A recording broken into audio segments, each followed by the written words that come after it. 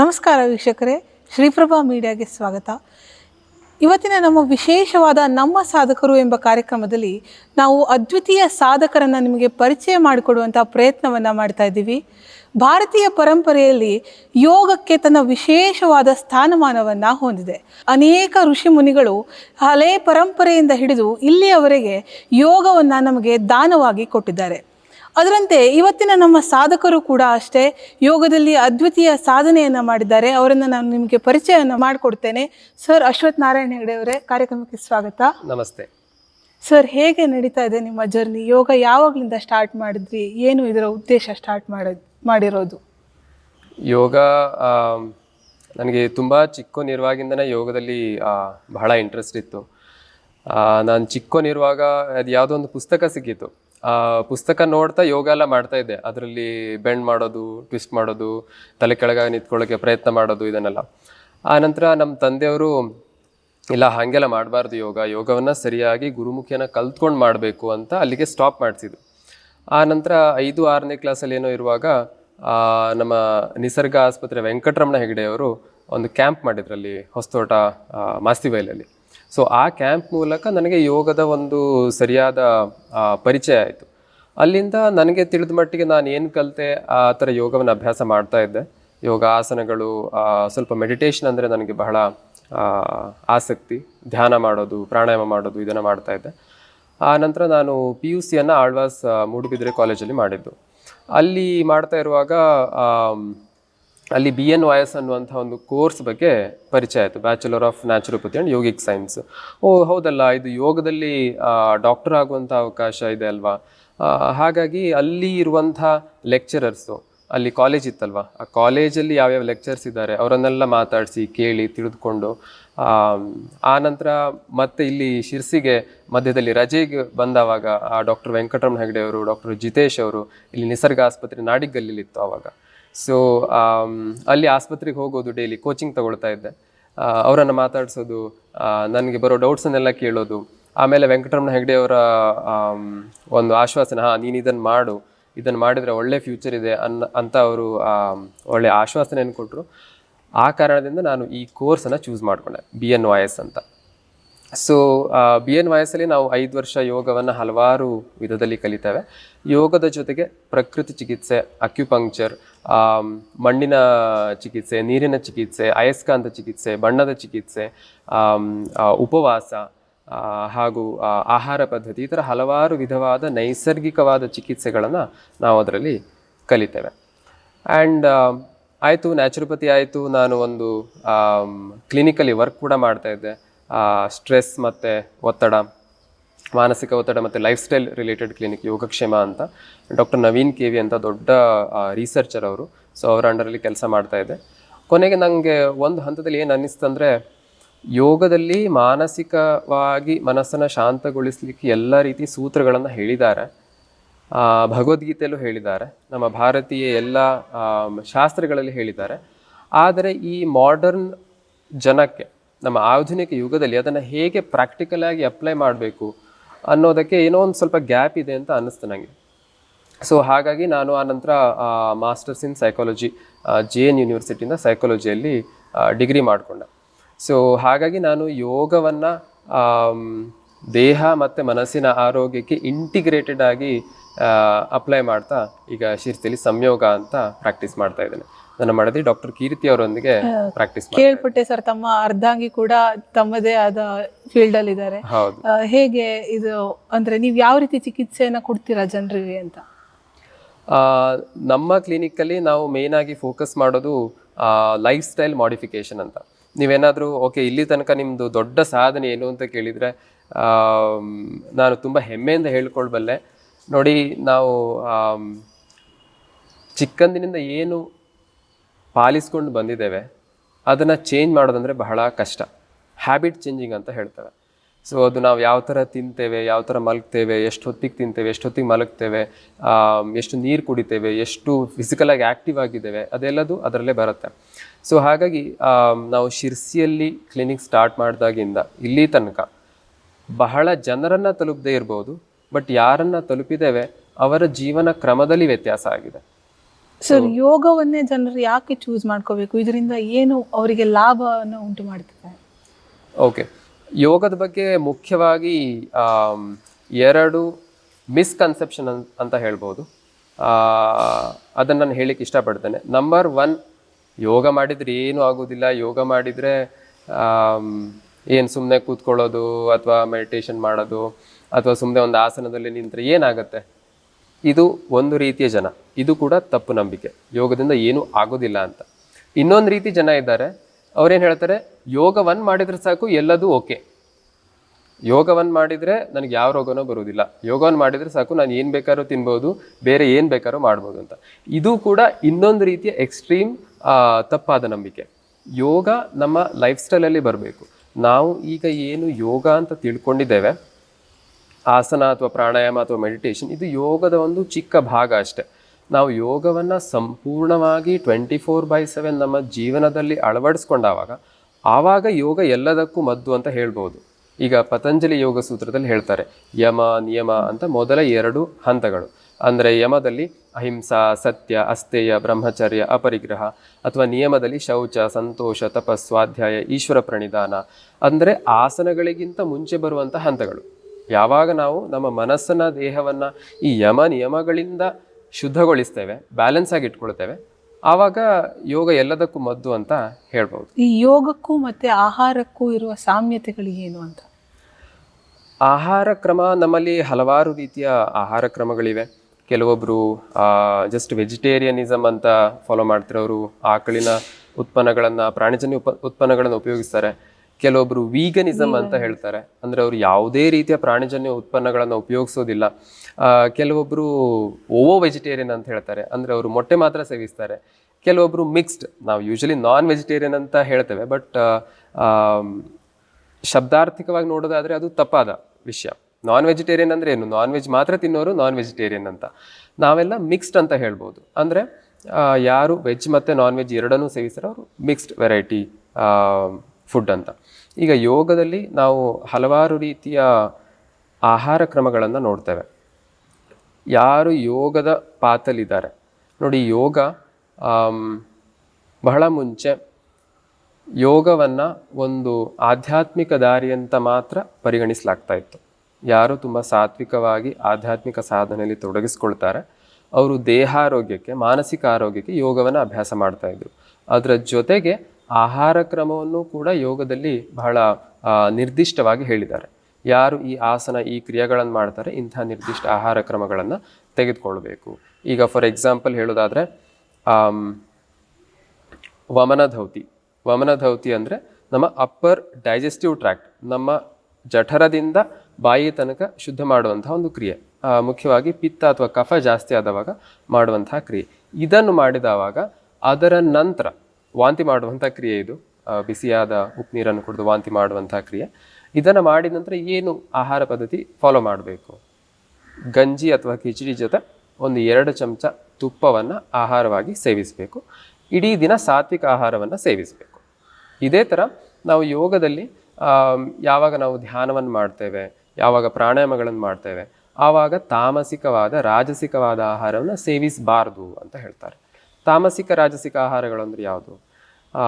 ಈರುಳ್ಳಿ, ಬೆಳ್ಳುಳ್ಳಿ, ಮಾಂಸ, ಇದೆಲ್ಲ ರಾಜಸಿಕ ಆಹಾರಕ್ಕೆ ಅಥವಾ ತಾಮಸಿಕ ಆಹಾರಕ್ಕೂ ಬರುತ್ತೆ. ಯಾವುದು ಹಳೇತಾದ ಆಹಾರ, ತುಂಬ ದಿನ ಸ್ಟೋರ್ ಮಾಡಿರುವಂಥ ಆಹಾರ, ನಮಗೆ ತುಂಬ ಡ್ರೌಸಿನೆಸ್ ಬರುವಂಥ ಆಹಾರ, ಇದೆಲ್ಲ ತಾಮಸಿಕ ಆಹಾರಗಳು ಅಂತ ಹೇಳ್ಬೋದು. ಇದು ನಮ್ಮ ಯೋಗ ಸಾಧನೆಗೆ ಅಡ್ಡಿ ಮಾಡುತ್ತೆ. ಹೇಗಂದರೆ ಈಗ ನಾನು ಪ್ರಾಣಾಯಾಮ, ಮೆಡಿಟೇಷನ್, ಆಸನಗಳನ್ನು ಮಾಡಿ ಏನು ಎನರ್ಜಿಯನ್ನು ತೆಗೆದುಕೊಳ್ತಾ ಇದ್ದೇನೆ, ಅದು ತಪ್ಪಾದ ಆಹಾರ ಕ್ರಮದಿಂದ ಮತ್ತೆ ಕೆಳಗಡೆ ಹೋಗ್ತಾ ಇರುತ್ತೆ. ಆದ್ದರಿಂದ ಆಹಾರ ಕ್ರಮ ಜೊತೆಗೆ ಯೋಗಾಭ್ಯಾಸ ಎರಡೂ ಒಟ್ಟಿಗೆ ಆದವಾಗ ನಮ್ಮ ಸಾಧನೆ ಇನ್ನೂ ಬೇಗ ಪ್ರತಿಫಲಿತವಾಗಲಿಕ್ಕೆ ಸಾಧ್ಯವಾಗುತ್ತೆ. ಸರ್, ಅಂದರೆ ಇವಾಗಿನ ಟ್ರೆಂಡಲ್ಲಿ ಜಿಮ್ಮಿಗೆ ಹೋಗಿ ನಾನು ಬಾಡಿ ಬಿಲ್ಡ್ ಮಾಡ್ತೀನಿ ಅಥವಾ ಏನೋ ಸ್ಟ್ರೆಂತ್ ಮಾಡ್ತೀನಿ ಅನ್ನೋರಿಗೆ ಯೋಗ ಅನ್ನೋದು ಎಷ್ಟು ಮುಖ್ಯವಾಗಿರುತ್ತೆ, ಅದರಿಂದ ಕೂಡ ಯಾವ ರೀತಿ ಸಾಧನೆಯನ್ನು ಮಾಡ್ಬೋದು ಅಂತ? ಓಕೆ, ಜಿಮ್ಮಿಂದ ಯಾವುದೇ ರೀತಿಯಾದಂತಹ ಜಿಮ್ ಮಾಡೋದು ತಪ್ಪು ಅಂತ ಹೇಳ್ತಾ ಇಲ್ಲ. ಜಿಮ್ ಒಂದೇ ಮಾಡಿದರೆ ಯೋಗದಿಂದ ಏನು ಒಳ್ಳೆ ಪರಿಣಾಮ ಸಿಗುತ್ತೆ ಅದು ಸಿಗೋದಿಲ್ಲ ಅಂತ ನಾನು ಹೇಳ್ಬೋದು. ಈಗ ಕೆಲವೊಬ್ಬರಿಗೆ ಸ್ಟ್ರೆಂತ್ ಟ್ರೈನಿಂಗ್ ಅಂತ ಬೇಕಾಗತ್ತೆ. ಕೆಲವೊಬ್ಬರ ಯಾವುದೊಂದು ಕೋರ್ ಮಸಲ್ ಸ್ಟ್ರೆಂಥನಿಂಗ್ ಮಾಡಬೇಕಾಗಿರ್ಬೋದು, ಅಥವಾ ಬ್ಯಾಕ್ ಮಸಲ್ ಸ್ಟ್ರೆಂಥನಿಂಗ್ ಮಾಡಬೇಕಾಗಿರ್ಬೋದು, ಅದಕ್ಕೆ ಜಿಮ್ಮಿಗೆ ಹೋಗ್ಬೋದು, ಯಾವುದೇ ರೀತಿಯಾದಂಥ ತಪ್ಪಿಲ್ಲ. ಕೆಲವೊಬ್ಬರಿಗೆ ಸ್ವಲ್ಪ ವೀಕ್ ಆಗಿರ್ತಾರೆ, ಮಸಲ್ ಬಿಲ್ಡ್ ಮಾಡಬೇಕು ಅಂತಿರುತ್ತೆ, ಅವರಿಗೆ ಜಿಮ್ಮಿಗೆ ಹೋಗ್ಬೋದು, ಪರವಾಗಿಲ್ಲ. ಆದರೆ ಅದರ ಜೊತೆಗೆ ಫ್ಲೆಕ್ಸಿಬಿಲಿಟಿಗೆ, ಅವರ ಬಾಡಿ ಎಂಡುರೆನ್ಸಿಗೆ ಅಂದರೆ ಕ್ಷಮತೆಗೆ, ಮತ್ತು ದೇಹ ಮನಸ್ಸಿನ ಬ್ಯಾಲೆನ್ಸಿಗೋಸ್ಕರ ಉಸಿರಾಟದ ಸರಿಯಾದ ಕ್ರಿಯೆಗೆ ಯೋಗವನ್ನು ಅವಲಂಬಿಸಿದರೆ ಬಹಳ ಒಳ್ಳೆಯದು. ಈಗ ನೀವು ಜಿಮ್ಮಿಗೆ ಹೋಗ್ತಿದ್ದೀರಾ ಅಂದರೆ ವಾರದಲ್ಲಿ 3 ದಿನ ಜಿಮ್ಮಿಗೆ ಹೋಗಿ 3 ದಿನ ಯೋಗ ಮಾಡಿ. ಇಲ್ಲ ಬೆಳಗ್ಗೆ ಜಿಮ್ಮಿಗೆ ಹೋಗಿ ಸಂಜೆ ಯೋಗ ಮಾಡಿ, ಇಲ್ಲ ಸಂಜೆ ಜಿಮ್ಮಿಗೆ ಹೋಗಿ ಬೆಳಗ್ಗೆ ಯೋಗ ಮಾಡಿ. ಅಥವಾ ಜಿಮ್ಮಿಗೆ ಒಂದು ಅರ್ಧ ಮುಕ್ಕಾಲು ಗಂಟೆ ಜಿಮ್ ಮಾಡಿಬಿಟ್ಟು ಆ ನಂತರ ಒಂದು 15-20 ನಿಮಿಷ ಸಿಂಪಲ್ ಆಸನಗಳನ್ನು ಮಾಡಿ ದೇಹವನ್ನು ಸಮತೋಲನ ಸ್ಥಿತಿಗೆ ತಂದುಕೊಂಡು ಆಮೇಲೆ ಒಂದು 5 ನಿಮಿಷ ಶವಾಸನದಲ್ಲಿ ರಿಲ್ಯಾಕ್ಸ್ ಮಾಡಿ ಒಂದು 5 ನಿಮಿಷ ಪ್ರಾಣಾಯಾಮ ಮಾಡಿ. ಆವಾಗ ದೇಹಕ್ಕೆ ಬಹಳ ಉತ್ತಮವಾದಂತಹ ಕ್ರಿಯೆ ಆಗುತ್ತೆ ಅಂತ ನನ್ನ ಅಭಿಪ್ರಾಯ. ಸರ್, ನೀವೀಗ ಸೈಕಾಲಜಿ MSc ಇನ್ ಸೈಕಾಲಜಿ ಮಾಡಿದ್ದೀರಾ ಅಂತ ಹೇಳಿದ್ದೀರಾ. ಹೌದು. ಯೋಗಕ್ಕೆ ಮತ್ತೆ ಮಾನಸಿಕ ಆರೋಗ್ಯಕ್ಕೆ ಎಷ್ಟು ಹೊಂದಾಣಿಕೆ ಇದೆ, ಅವು ಎಷ್ಟು ಇಂಪಾರ್ಟೆಂಟ್? ನಾವು ಯೋಗವನ್ನು ಇವತ್ತು ಯಾವ ರೀತಿ ರೋಗಕ್ಕೆ ಅಂತ ಮಾಡ್ತಾ ಇದ್ದೇವೆ, ಮುಖ್ಯವಾಗಿ ರೋಗ ನಿದಾನ ಅಥವಾ ರೋಗದ ಗುಣವಾಗುವಿಕೆ ಯೋಗದ ಸೈಡ್ ಇಫೆಕ್ಟ್ ಅಂತ ಹೇಳ್ಬೋದು.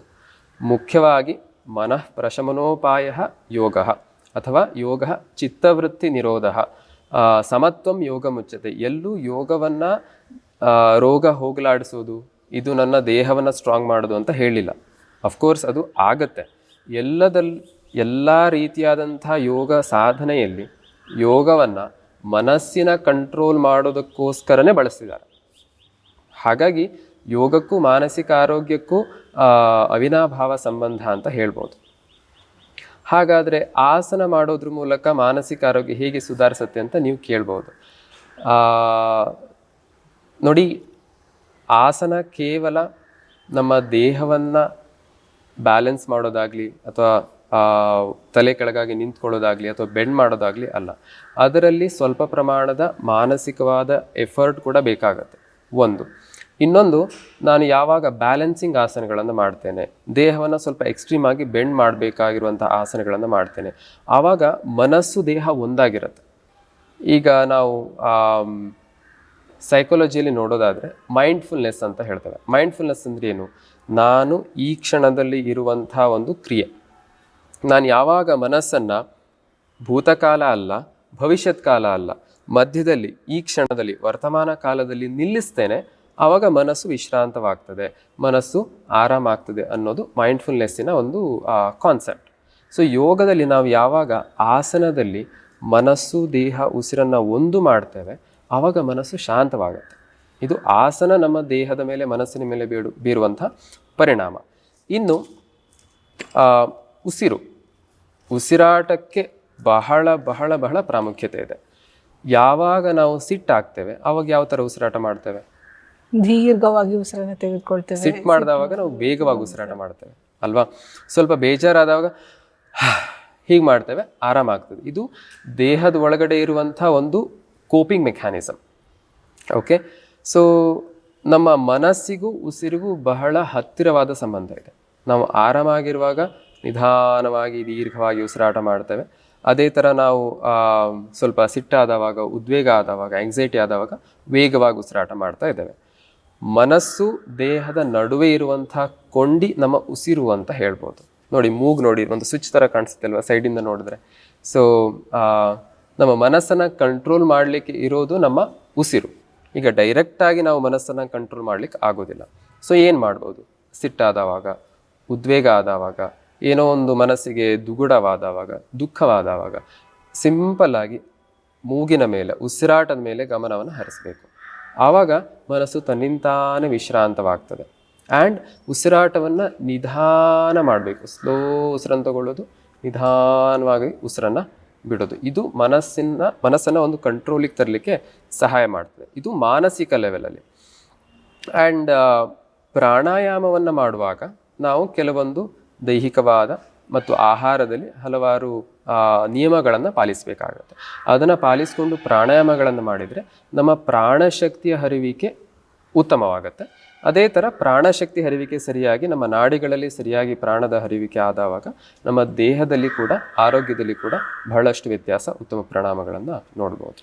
ಸರ್, ಯಾವಾಗ ಯೋಗಾಭ್ಯಾಸವನ್ನು ಮಾಡಬೇಕು, ಯಾವ ರೀತಿಯಾಗಿ ಮಾಡಬೇಕು, ಅದಕ್ಕೆ ಯಾವ ಆಹಾರಕ್ಕಿಂತ ಮೊದಲು ಅಥವಾ ಆಹಾರ ಆದಮೇಲೆ ಇಂತಿಷ್ಟು ಗಂಟೆಗಳ ನಂತರ ಅಂತ ಇರುತ್ತಲ್ಲ, ಅದನ್ನು ನಮ್ಮ ವೀಕ್ಷಕರಿಗೆ ತಾವು ತಿಳಿಸ್ಕೊಡೋದಾದರೆ? ಓಕೆ, ಯೋಗಾಭ್ಯಾಸವನ್ನು ಮಾಡಲಿಕ್ಕೆ ಬಹಳ ಉತ್ತಮವಾದ ಸಮಯ ಬೆಳಗ್ಗೆಯ ಬ್ರಾಹ್ಮಿ ಮುಹೂರ್ತ. ಅಂದರೆ ಸೂರ್ಯೋದಯಕ್ಕೆ 1.5 ಗಂಟೆ ಮುಂಚೆ ಕಾಲ ಏನಿದೆ ಅದು ಬ್ರಾಹ್ಮಿ ಮುಹೂರ್ತ. ಆ ಮುಹೂರ್ತದಲ್ಲಿ ಎದ್ದು ಮೊದಲು ನಮ್ಮ ಶೌಚಕ್ರಿಯೆಗಳನ್ನು ಮಾಡಿಕೊಂಡು ಆರಾಮಾಗಿ 1 ಗ್ಲಾಸ್ ನೀರು ಕುಡ್ಕೊಂಡು, ತುಂಬ ಜಾಸ್ತಿ ನೀರು ಕುಡಿಬೇಕು ಅಂತಿಲ್ಲ, 1 ಗ್ಲಾಸ್ ಬೆಚ್ಚಗಿನ ನೀರು ಕುಡಿದು ಆಮೇಲೆ ಯೋಗಾಭ್ಯಾಸ, ಆಸನ, ಪ್ರಾಣಾಯಾಮ, ವಿಶ್ರಾಂತಿ ಕ್ರಿಯೆ ಇದನ್ನು ಮಾಡಿದರೆ ಬಹಳ ಉತ್ತಮ. ಇಲ್ಲ ಬೆಳಗ್ಗೆ ಕಷ್ಟ ಆಗುವವರು ಸಂಜೆ ಟೈಮ್, ಸಂಧ್ಯಾಕಾಲದಲ್ಲಿ ಮಾಡಬೇಕು. ಊಟ ಮಾಡಿ ಕನಿಷ್ಠ ಒಂದು 3 ರಿಂದ 4 ಗಂಟೆ ಏನೂ ಸೇವಿಸದೆ, ನೀರು ಸೇವಿಸ್ಬೋದು, ಏನೂ ಸೇವಿಸದೆ ಮಾಡಿದರೆ ಬಹಳ ಉತ್ತಮ. ಸರ್, ನನಗೆ ಬೆಳಗ್ಗೆನೂ ಆಗೋದಿಲ್ಲ ಸಂಜೆನೂ ಆಗೋದಿಲ್ಲ ಅಂತ ಆದರೆ ಮಧ್ಯಾಹ್ನ ಟೈಮು ಕೂಡ ಮಾಡಿದರೆ ಅದರಲ್ಲಿ ಏನೂ ತಪ್ಪಿಲ್ಲ. ನೀವು ಬೆಳಗ್ಗೆ ಒಂದು 8 ಗಂಟೆಗೆ ತಿಂಡಿ ತಿಂದರೆ 11 ಗಂಟೆ ಅಷ್ಟೊತ್ತಿಗೆ ನಿಮಗೆ ಏನು ಯೋಗಾಭ್ಯಾಸ ಬೇಕು, ಆಸನಗಳು, ಪ್ರಾಣಾಯಾಮಗಳು, ಅದನ್ನು 11 ಗಂಟೆ ಟೈಮಿಗೆ ಕೂಡ ಅಭ್ಯಾಸ ಮಾಡಬಹುದು. ಅದರಲ್ಲಿ ಯಾವುದೇ ರೀತಿಯಾದಂಥ ತಪ್ಪಿಲ್ಲ. ಸರ್, ಇವಾಗಿನ ದಿನಮಾನದಲ್ಲಿ ಏನು ಹಾರ್ಮೋನಲ್ ಇಂಬ್ಯಾಲೆನ್ಸ್ ಅನ್ನೋದು ತುಂಬ ಚೇಂಜ್ ಆಗ್ತಾ ಇರೋದ್ರಿಂದ ಚಿಕ್ಕ ಚಿಕ್ಕ ಮಕ್ಕಳಲ್ಲೂ ಡಿಪ್ರೆಷನ್ ಅನ್ನೋದು ಕಾಣಿಸ್ಕೊಳ್ತಾ ಇದೆ. ಅದರಲ್ಲಿ ಯೋಗದಲ್ಲಿ ಯಾವುದೇ ರೀತಿ ಪರಿಹಾರ ಇದೆಯಾ? ನೋಡಿ, ಚಿಕ್ಕ ಮಕ್ಕಳಲ್ಲಿ ಡಿಪ್ರೆಷನ್ನಿಗೆ ಒಂದು ಮುಖ್ಯವಾದ ಕಾರಣ ನಾನು ನೋಡಿರೋದು ಮೊಬೈಲ್. ಇದಕ್ಕೆ ನಾವು ಸೈಕಾಲಜಿಲಿ ಡೋಪಮಿನ್ ಡಿಟಾಕ್ಸ್ ಮಾಡಬೇಕು ಅಂತ ಹೇಳ್ತೇವೆ. ಅಂದರೆ ಈಗ ನಾವು ಚಿಕ್ಕವರಿರುವಾಗ ಎಷ್ಟು ಖುಷಿಯಾದ ವಿಷಯಗಳನ್ನು ಅನುಭವಿಸ್ತಾ ಇದ್ವಿ ಅಲ್ವಾ? ಅದಕ್ಕೆ ಕಂಪೇರ್ ಮಾಡಿದರೆ ಈಗ ಮೊಬೈಲಲ್ಲಿ ನಿಮಿಷಕ್ಕೊಂದು ಖುಷಿಯಾದ ವಿಚಾರಗಳು ಬರ್ತಾ ಇರುತ್ತೆ ಅಲ್ವಾ? ನೀವೇನೋ ಮೊಬೈಲ್ ನೋಡ್ತಾ ಇದ್ದೀರಾ, ಇನ್ಸ್ಟಾಗ್ರಾಮ್, ಫೇಸ್ಬುಕ್, ಇಲ್ಲ ಯೂಟ್ಯೂಬ್ ಶಾರ್ಟ್ಸ್, ಅದೆಲ್ಲ ಇರೋದು ಒಂದೊಂದೇ ನಿಮಿಷ. ಆ 1 ನಿಮಿಷದಲ್ಲಿ ಏನೋ ಆಗಬೇಕು, ಏನೋ ಆಗುತ್ತೆ. ನಾವು ಡೋಪಮಿನ್ಗೆ ಆಂಟಿಸಿಪೇಟರಿ ಹಾರ್ಮೋನ್ ಅಂತ ಹೇಳ್ತಾರೆ. ಅಂದರೆ ಏನೋ ಆಗುತ್ತೆ ಕುತೂಹಲ ಉಂಟು ಮಾಡುವಂಥ ಹಾರ್ಮೋನು. ಸೊ ಕುತೂಹಲ ಆಗುತ್ತೆ ಇದಾಯಿತು, ಮುಂದೆ ಆ 1 ನಿಮಿಷದಲ್ಲಿ ಏನೋ ಆಗಿಲ್ಲ ಅಂದರೆ ನಾವು ನೆಕ್ಸ್ಟ್ ಮುಂದೆ ಹೋಗ್ತೇವೆ ಅಲ್ವಾ? ಸೊ ಇದೇನಾಗ್ಬಿಡುತ್ತೆ, ಒಂದು ಬಾವಿಯನ್ನು ಕಲ್ಪನೆ ಮಾಡ್ಕೊಳ್ಳಿ. ಓಕೆ, ನಿಮ್ಮ ಮನೆಯಲ್ಲಿ ಬಾವಿ ಇದೆ, ಆ ಬಾವಿಯಲ್ಲಿ 500 ಲೀಟರ್ ನೀರು ಬರುತ್ತೆ ಪ್ರತಿದಿನ. ನೀವು ಪ್ರತಿದಿನ 100 ಲೀಟ್ರೋ 200 ಲೀಟ್ರೋ ನೀರನ್ನು ಯೂಸ್ ಮಾಡ್ತಾ ಇದ್ದರೆ ಬಾವಿಯಲ್ಲಿ ಸದಾ ನೀರಿರುತ್ತೆ, ನಿಮ್ಗೆ ನೀರು ದೊರಕುತ್ತಾ ಇರುತ್ತೆ ಅಲ್ವಾ? ಅದೇ ನಿಮ್ಮ ಮನೆಯಲ್ಲಿ ಮದುವೆ ಆಯ್ತು ಅಂತ ತಿಳ್ಕೊಳ್ಳಿ. ಆ ಮದುವೆ ಟೈಮಲ್ಲಿ 500 ಲೀಟ್ರ್ ಖಾಲಿ ಆಯಿತು. ಆವಾಗ ನೀವು ಮತ್ತೆ ಬಾವಿಯಲ್ಲಿ ನೀರು ತೆಗಿಲಿಕ್ಕಾಗತ್ತಾ? ಇಲ್ಲ. ವರ್ಷಕ್ಕೊಂದ್ಸರಿ ಮದುವೆ ಆದರೆ ಓಕೆ, ಪ್ರತಿದಿನ ಮದುವೆ ಆಗ್ತಾ ಇದ್ರೆ ಕಷ್ಟ ಅಲ್ವಾ? ಸೊ ಅದೇ ಥರ ನಾವು ಈ ಡೋಪಮಿನ್ ಅಂತ ಹಾರ್ಮೋನನ್ನು, ಇದೊಂದು ಕರೆನ್ಸಿ ಥರ, ನಾವು ತುಂಬ ಬೇಗ ಖರ್ಚು ಮಾಡಿಬಿಡ್ತೇವೆ. ಈಗ ನೀವು ಜಾತ್ರೆಗೆ ಹೋಗ್ತೀರಾ, ಜಾತ್ರೆಗೆ ಹೋದವಾಗ ನಿಮ್ಮ ಕೈಯಲ್ಲಿ 1,000 ರೂಪಾಯಿ ಇದೆ. 1,000 ರೂಪಾಯಿನ ನಾನು ಇದಕ್ಕೆ ಹೋಗಬೇಕು, ಈ ಥರ ನೋಡಬೇಕು, ಈ ಥರದನ್ನು ತಿನ್ನಬೇಕು, ಈ ಥರ ಪರ್ಚೇಸ್ ಮಾಡಬೇಕು ಅಂತ ಬಜೆಟನ್ನು ಕರೆಕ್ಟಾಗಿ ಅಲೋಟ್ ಮಾಡಿ ಇಟ್ಕೊಂಡ್ರೆ ಎಲ್ಲ ಕಡೆ ನಿಮಗೆ ಸ್ಪೆಂಡ್ ಮಾಡಲಿಕ್ಕಾಗತ್ತೆ. ಅದೇ ಥರ ಈ ಡೋಪಮಿನ್ ಅನ್ನುವಂಥ ಹಾರ್ಮೋನು ನಾವು ಎಲ್ಲೆಲ್ಲಿ ಸ್ಪೆಂಡ್ ಮಾಡ್ತಾ ಹೋಗ್ತೇವೆ ಅಲ್ಲಲ್ಲಿ ಖರ್ಚಾಗ್ತಾ ಹೋಗುತ್ತೆ. ಅದು ಮತ್ತೆ ರೀಪ್ಲೆನಿಶ್ ಆಗಲಿಕ್ಕೆ, ಪುನರುಜ್ಜೀವನ ಆಗಲಿಕ್ಕೆ ಸ್ವಲ್ಪ ಟೈಮ್ ತೊಗೊಳುತ್ತೆ.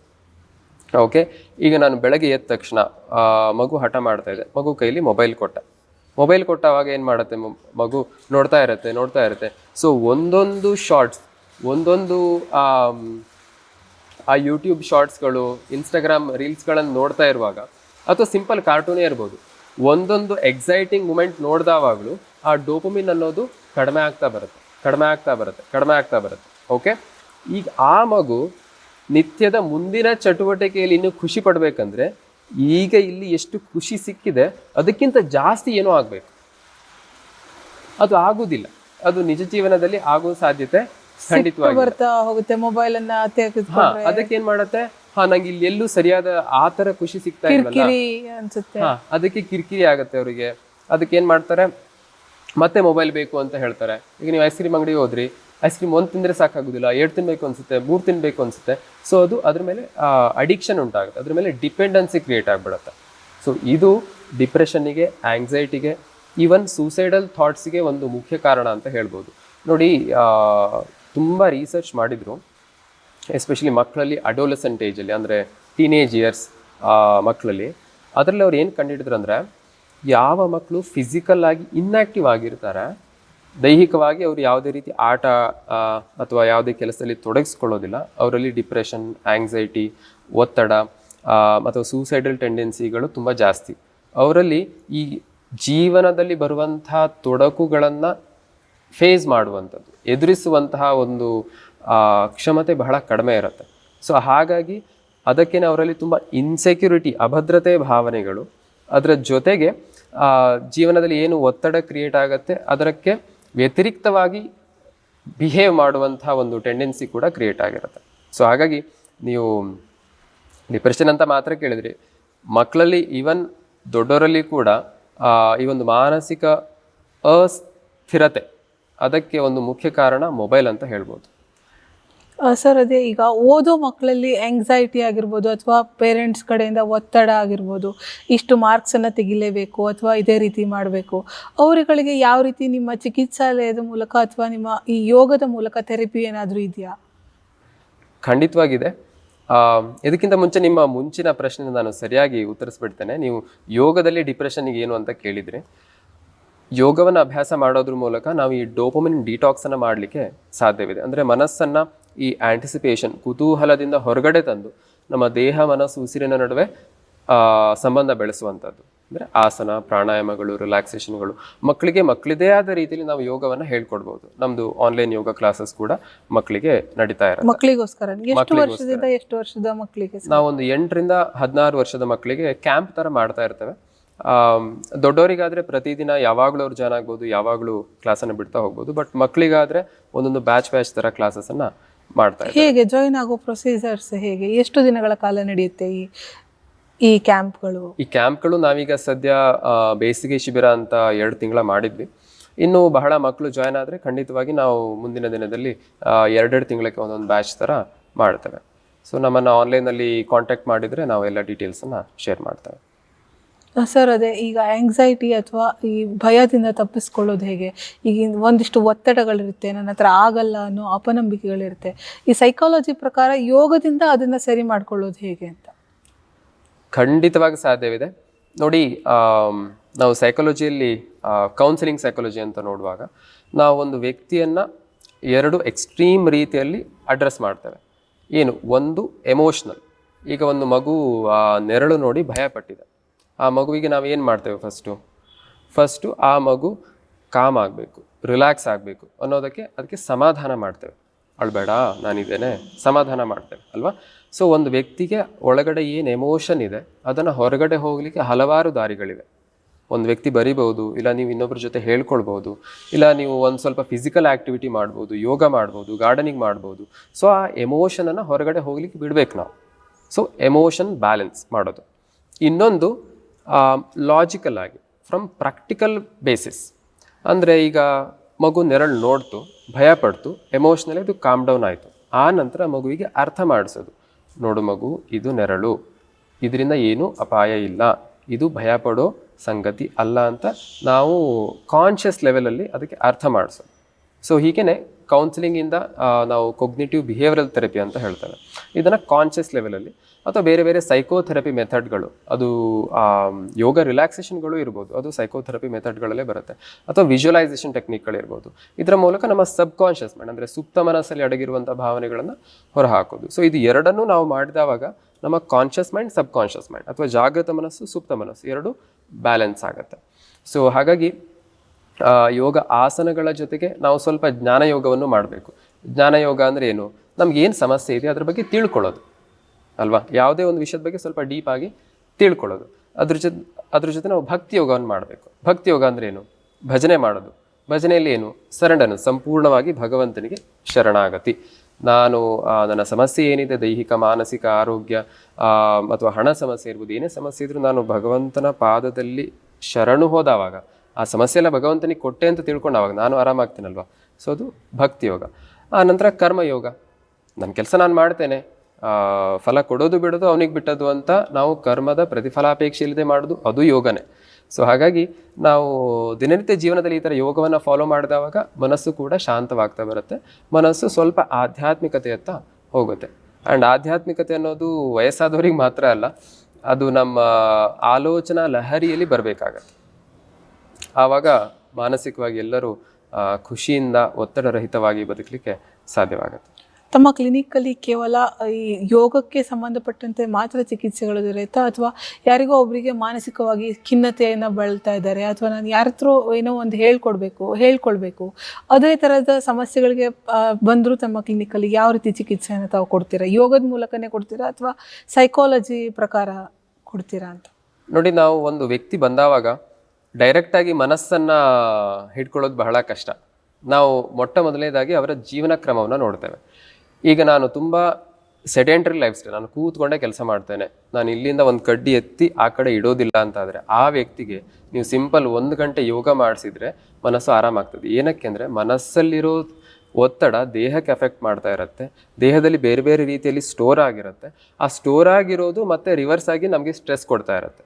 ಸೊ ಅಂಥ ವ್ಯಕ್ತಿಗೆ ಒಂದು ಅರ್ಧ ಗಂಟೆ ಜಾಗಿಂಗ್ ಮಾಡು, ಇಲ್ಲ ಒಂದು ಅರ್ಧ ಗಂಟೆ ಯೋಗ ಮಾಡು, ಇಲ್ಲ ಒಂದು ಅರ್ಧ ಗಂಟೆ ಹೊರಗಡೆ ಕೆಲಸ ಮಾಡು ಅನ್ನೋದು ಕೂಡ ಮಾನಸಿಕವಾಗಿ ರಿಲ್ಯಾಕ್ಸ್ ಮಾಡಲಿಕ್ಕೆ ಬಹಳ ಹೆಲ್ಪ್ ಆಗುತ್ತೆ.